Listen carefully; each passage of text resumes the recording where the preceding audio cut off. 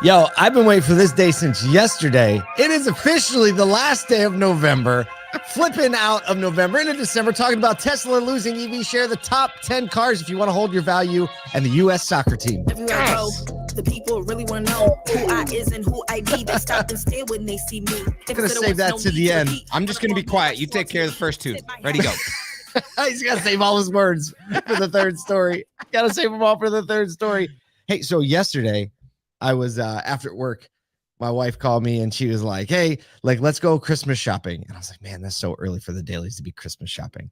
And then we've been talking about, we're going to be in Nashville the last week, the Christmas week, basically for the year-end extravaganza, which we're having, by the way. Yep. And I walk into, so she's like spending looking at every item in Nordstrom Rack, which is like how my wife shops. She looks at every item, picks it up. Nordstrom Rack's a great place to do that. It is. So she's grabbing stuff for the kids, and especially over in that little area, grabbing all these little stocking stuff for lotions and stuff for the girls. So I'm just wandering them all by myself. So I wander into a GameStop and I'm like, maybe I'll see something that I think Miles would like, or, like a little Chotsky or something like that.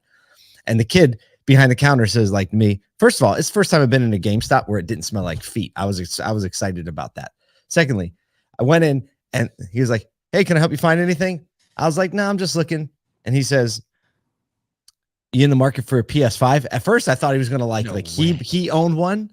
I thought he owned one and he was going to try to flip it to me on the black market. He's like, I was like, maybe. He's like, we actually have some. I was like, really? It's amazing. And he's like, yeah. And then so, I don't know if I was going to get one, but then I texted you. I was like, we're having this little year-end extravaganza week in December. We got to get something away. Let's go. We got a PS5. He got a PS5 sitting in my office, blocking the light. It's so magnificent.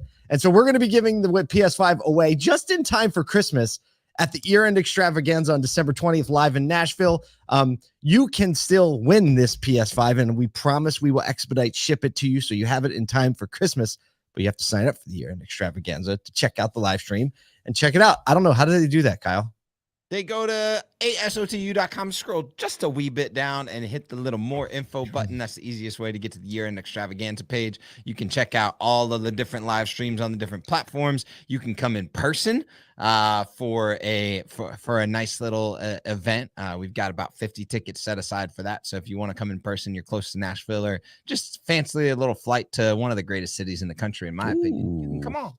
About to find that out. I want to thank our friends at Orbi for being the presenting sponsor this year. We're going full Tonight Show mode. We had a production meeting yesterday. Our show producer produces a couple little events like the New York Fashion Week for E Network and the Emmys for E Network. And Kyle and I were at the production meeting. The video production team has done the Grammys, and they've done Qualcomm massive worldwide events. Nothing short, nothing little. We've got people from ESPN crews. It's just the whole deal. Because you deserve it. Kyle and I were in the production meeting. We're texting each other Kyle goes, I think I'll just see myself out.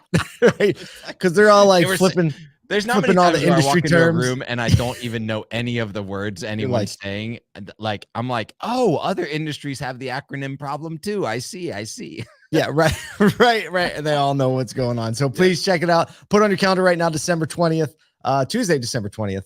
We're going to do a live show, Tonight Show style, with live guests and all the fun. Also, we released some new In the Dirt episodes, have a podcast called In the Dirt. Charles Higgins is agree with you, Kyle, greatest city. Although we may be partial. Hey, I'm excited to visit Nashville and spend some time there. My family's going a little early, so hopefully it lives up to the hype. I have a feeling it will. Also, In the Dirt episodes, we have a podcast called In the Dirt with Asotu. Today, we have some fun episodes up. So check those out as well. All right, let's talk about a little bit of news on the last day of the month. Yeah. So a new report, data from S&P Global Mobility show that Tesla continues to lose market share to lower priced alternatives like the Ford Mustang Mach-E, the Hyundai Ioniq 5. So Tesla owned 79% of the market share in 2020, 69% 2021. This year so far, first 9 months, it is down to 65%. However, out of the 525,000 EVs registered over the first 9 months, 340,000 of them were Teslas, as opposed to the 46 other nameplates. If I'm Tesla, I'm like, meh. You used to be basically 100% Now we're down to okay 65. We're still doing all right. I know. This is going to be something that I think over the next, especially 7-8 years, as we get to the year 2030, it's just going to completely change, and the landscape is going to change. I think Tesla's probably going to settle down in those, how the Toyota market share kind of sits in the general market. Yeah. Tesla will probably kind of settle down and sit down in the EV market. In the EV market. So it's, I don't think it's out of the question that they knew that this was coming. No. But it is pretty rapid, and it's going to continue to be rapid. It's also interesting to note that in the over $50,000 price point, they still own 85% of the market, which a lot of the talk has been around Tesla still commanding the luxury brand market, especially in the EVs, and they're actually growing in the overall luxury brand market, not just the EV market. So, they've got different things in different sides, and they're still talking about, lower priced EVs. And, so I think that there's just market to be had. There's market share moves where the leveling off of this is not going to happen probably for another 10 to 12 years in the EV landscape. But all the other makers can certainly give a little hype cheer. Heck yeah, we're going for it. So, I mean, the big consideration too is just the growth of the volume of the market, right? The pie is just getting so much bigger, so much faster. And according to the report, it says Tesla is the brand best equipped for taking advantage of the immediate surge in EV demand, just because they have made the manufacturing investments. But we've been throwing around a lot of billion-dollar numbers of all the other manufacturers getting in the game and trying to catch up. So it'll be fun to see how that plays out. But I mean, the pie's getting bigger. I remember my dad used to work for a company called Bell Telephone, which it was Bell Atlantic, and then it became Verizon. But back in the day, when you wanted a phone number, you didn't go to Google. You actually called 411 on your phone. You remember these days, Kyle? I do remember these days. And then like a computer will you'll say the number you want, and then it'll spit you back the number. Hey, I want to call, Dick's Sporting Goods at the whatever. Papa John's. That's probably a popular one. Well, way back in the day when my dad was 18, his first job was sitting at a desk with a phone book and a headset, and people would call in and he would flip through the number, find and give it to him. Yeah. And you could get people too. I could be like, I want to call Kyle Mountsear. And since there's only one, right? They'd be like, Kyle Mountsear, here's his home phone number. And so they would sell advertising in the phone book. And then another competitor came, the Donnelly Directory, and everyone was freaking out. And actually what happened was the Bell Atlantic phone book, the sales went through the roof because you had other people now raising awareness that phone book advertising works. And so kind of same things at play. The pie's just getting so much bigger. Tesla's I would say right now market share isn't the biggest concern of any EV manufacturer. No, volume. Overall volume. Volume. Speaking of, no, we missed it. So good. I was trying. Sometimes it'll just come to me, but it won't. So we'll just go with a stop. There you go. We're just going to stop. NAD released an article just today of the 10 used cars that hold their value best after 5 years. And everybody right now is probably feeling like, I think I know what it might be, what it might not be. But they found the average 5-year-old car depreciated by only an average of 33% or 33 and a third after 5 years. So a third of the value, which is actually 17% lower than the depreciation rate was in 2021, which if you have to flip that around in your mind. So it's a lower depreciation rate, which means the car has more value, right? It's like one of those backwards things. And then everybody knows used car values, blah, blah, blah, blah, blah. Absolutely. So the vehicle search engine analyzed 3 million 5-year-old cars sold in 2022. And, obviously the fuel efficient cars held their value the best, right? Gas prices are high. People want those cars. I was going to ask you, but the list is in the show notes and you can probably see it. But the number one car, which is no surprise for you to know about Jeep Wranglers. Probably gotten this. Jeep Wrangler only depreciated 7.3% over 5 years. I still don't understand why they hold their value so much. It's because you know why? No. Community. Ooh. Oh, you see what I did there? You see what I did there? They got them ducks and stuff. Yeah, it's a community.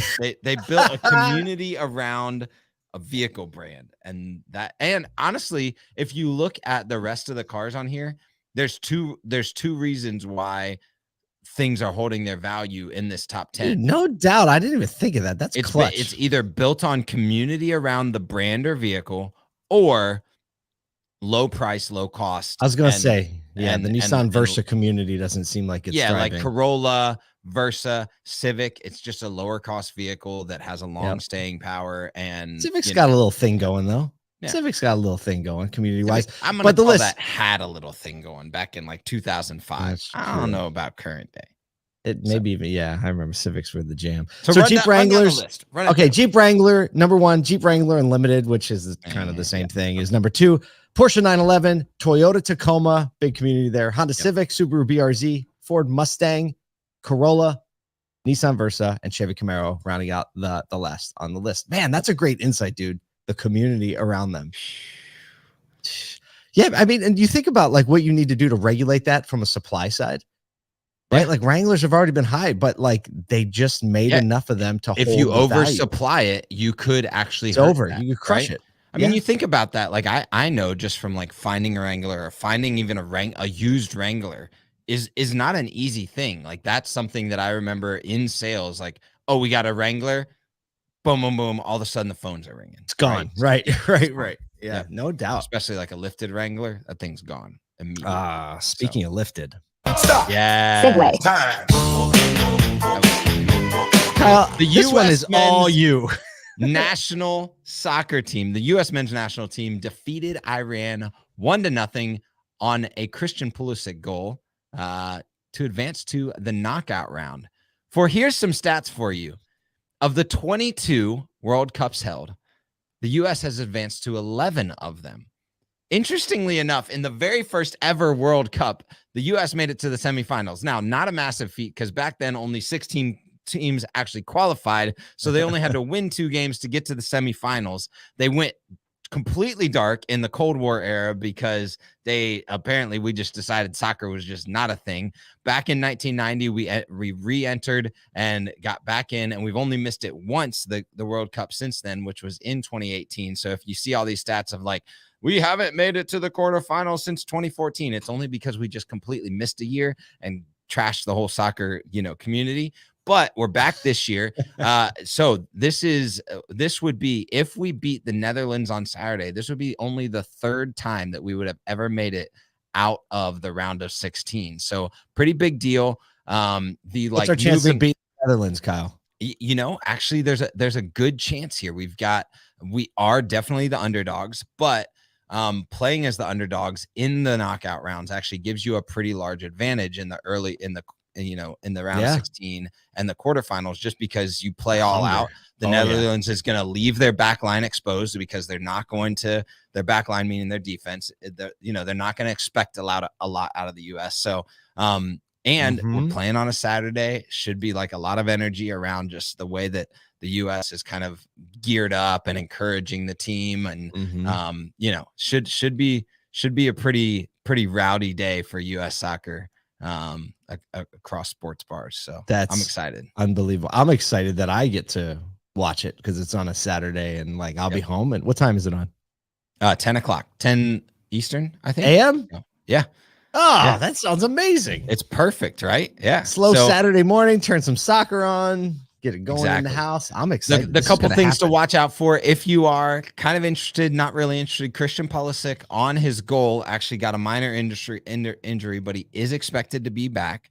And so if he's at full health, we're good to go. And then, if some of the players that have been playing to their caliber, and then the real question is, can Walker Zimmerman and Tim Ream, our central defense, kind of hold off the attack of the Netherlands, because they've got some really strong attacking players. So we'll see how that goes. But man, we've not given up a lot.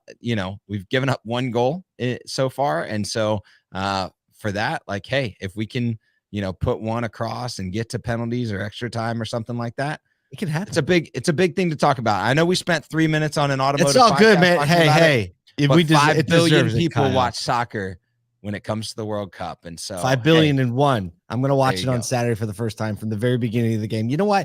Because I'm really into the coach. Ted Lasso is just a guy that understands the game. No, he's the coach, right? Hey, Ted Lasso is the reason that I'm even paying attention to soccer. Ted Lasso comments here. I'm watching soccer. We're all paying attention to community because we all sell and service cars in the United States. So go do that.